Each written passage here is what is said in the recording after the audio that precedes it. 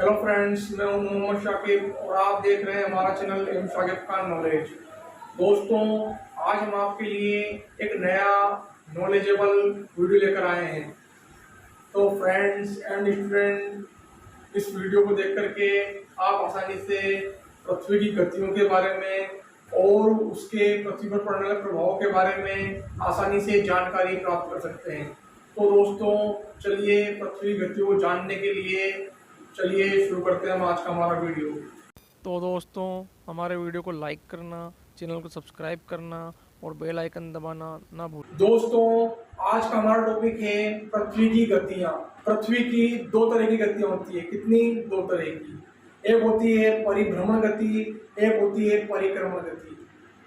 परिभ्रमण गति, जिसको कि घूर्णन गति या दैनिक गति भी कहा जाता है, ये पृथ्वी का दैनिक चक्कर होता है, यानी दिन वाला चक्कर। इसमें पृथ्वी अपनी धुरी पर गोलाकार कुछ इस तरीके से पश्चिम से पूर्व की ओर घूमती है। देखिए, मैं बताता हूं आपको। इस तरीके से पृथ्वी गोलाकार अपने अक्षीय अपनी धुरी पर घूमती है। पृथ्वी को अपनी घूर्णन गति या दैनिक गति का एक चक्कर पूरा करने में 23 घंटे 56 मिनट 4 सेकंड का वक्त लगता है। इसे पृथ्वी का सौर दिवस भी कहा जाता है, यानी जब पृथ्वी का कोई एक देशांतर गोलाकार कुछ तरीके चक्कर लगा करके दोबारा सूर्य के सामने आ जाए, यानी एक चक्कर पूरा कर ले, तो उसे सौर दिवस कहा जाता है। पृथ्वी की परिभ्रमण गति की वजह से पृथ्वी पर दिन और रात बनते हैं। पृथ्वी का जो हिस्सा सूर्य के सामने होता है वहां दिन हो जाता है, और जो हिस्सा पीछे घूमकर चला जाता है वहां रात हो जाती है। जब माना मैं सूर्य के सामने खड़ा हूँ, अब मेरे यहाँ पर आगे क्या है? दिन है, और पीछे क्या हो रही है? रात हो रही है। अब माना मैं कुछ इस तरीके से घूम गया, अब ये पीछे दिन हो गया, इधर रात हो गई। तो इस तरीके से क्या होता है, पृथ्वी की घूर्णन गति के कारण पृथ्वी पर दिन और रात बनते हैं। जब पृथ्वी अपनी धुरी पर कोई इस तरीके से गोलाकार घूमती है पश्चिम से पूर्व की ओर और पूरा चक्कर करती है, तो पृथ्वी 1 घंटे में 1610 किलोमीटर घूम जाती है। क्या करती है? 1610 किलोमीटर घूम जाती है। तो ये है पृथ्वी की परिभ्रमण गति, जो कि मैंने आपको बताई है। दूसरी आती है हमारी परिक्रमण गति।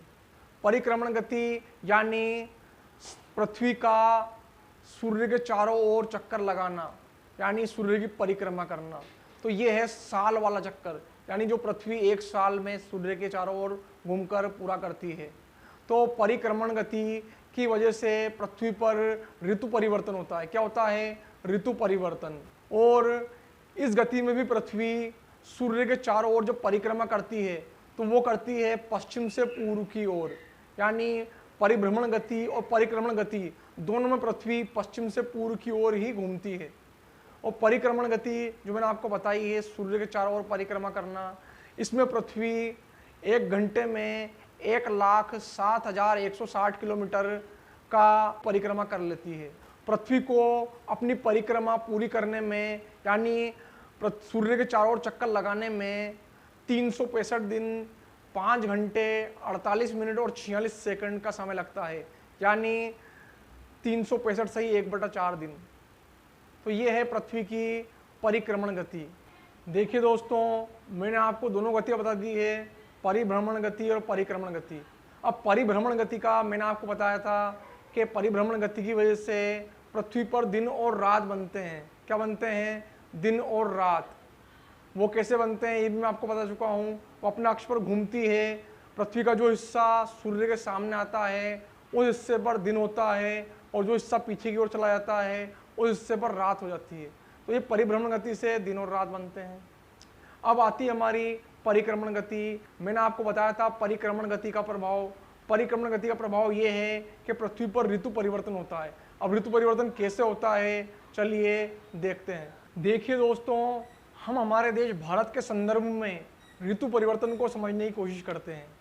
ये देखिए, मैंने आपके सामने बीचों बीच सूर्य को बनाया है, और ये है हमारी पृथ्वी, तो सूर्य के चारों ओर परिक्रमा कर रही है, यानी अपना वार्षिक चक्कर पूरा कर रही है। जब पृथ्वी सूर्य के चारों ओर इस तरीके से चक्कर अपना पूरा करती है, परिक्रमा करती है, तो वो सूर्य के चारों ओर पश्चिम से पूर्व की ओर घूमती है।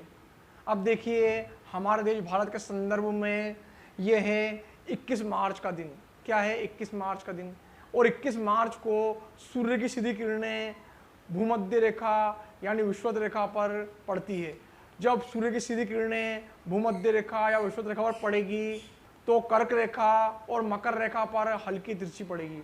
जब कर्क रेखा पर और मकर रेखा पर सूर्य किरणें हल्की तिरछी पड़ेगी तो हमारा देश भारत कर्क रेखा पर स्थित है, यानी हमारे देश के बीचों बीच से कर्क रेखा निकल रही है। तो हमारे यहाँ क्या होगा? ना सर्दी होगी ना गर्मी होगी। जब हमारे यहाँ ना सर्दी ना गर्मी होगी तो हमारे यहाँ क्या होगा? मौसम सुहावना होगा, और मौसम सुहावना होगा तो हम उसे कहते हैं बसंत ऋतु। ये देखिए, ये है बसंत ऋतु। भारत में 21 मार्च को ये स्थिति कहलाती है विषु। विषु इसे इसलिए कहा गया है क्योंकि 21 मार्च को विषुवत रेखा पर सूर्य सीधा चमक रहा है। इसको इक्वेनॉक्स भी कहते हैं क्योंकि भूमध्य रेखा का अन्य नाम इक्वेटर रेखा भी है।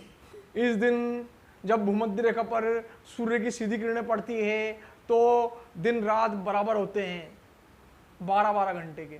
अब देखिए पृथ्वी परिक्रमा करती हुई यहाँ से यहाँ आ गई है।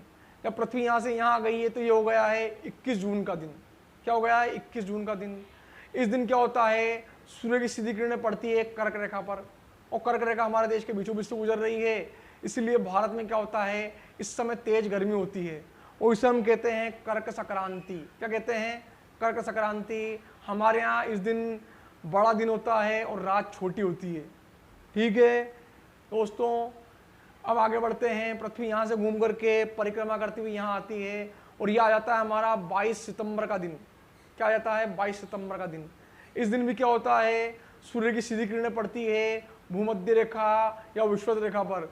जब सूर्य की सीधी किरणें भूमध्य रेखा या विषुवत रेखा पर पड़ती है तो क्या होता है कि कर्क रेखा और मकर रेखा पर हल्की तिरछी पड़ती है। कर्क रेखा और मकर रेखा पर जब हल्की तिरछी किरणें पड़ती है तो हमारे यहाँ क्या होता है? ना गर्मी होती है ना सर्दी होती है।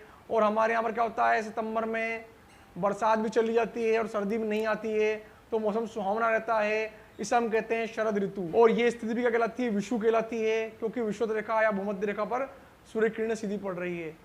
विषु या इक्वेनॉक्स। ठीक है, यहाँ भी क्या होता है? दिन रात बराबर होते हैं, 12 घंटे का दिन और 12 घंटे की रातें। अब यहाँ से पृथ्वी आगे बढ़ती है और परिक्रमा करती हुई यहाँ आ जाती है। जब पृथ्वी यहाँ आ जाती है तो ये स्थिति है 22 दिसंबर की। अब 22 दिसंबर को क्या होता है? सूर्य की सीधी किरणें पड़ती है मकर रेखा के ऊपर। कहाँ पड़ती है? मकर रेखा के ऊपर। तो हमारे देश भारत में क्या पड़ेगी? तिरछी पड़ेगी, यानी कर्क रेखा पर किरणें तिरछी पड़ेगी। कर्क रेखा पर किरणें तिरछी पड़ेगी तो हमारे यहाँ क्या होगा? शीत ऋतु आ जाएगी, यानी तेज सर्दी का मौसम आ जाएगा। ठीक है, और हमारे यहाँ क्या होगा? इस वक्त दिन छोटे होंगे और रात बड़ी होगी।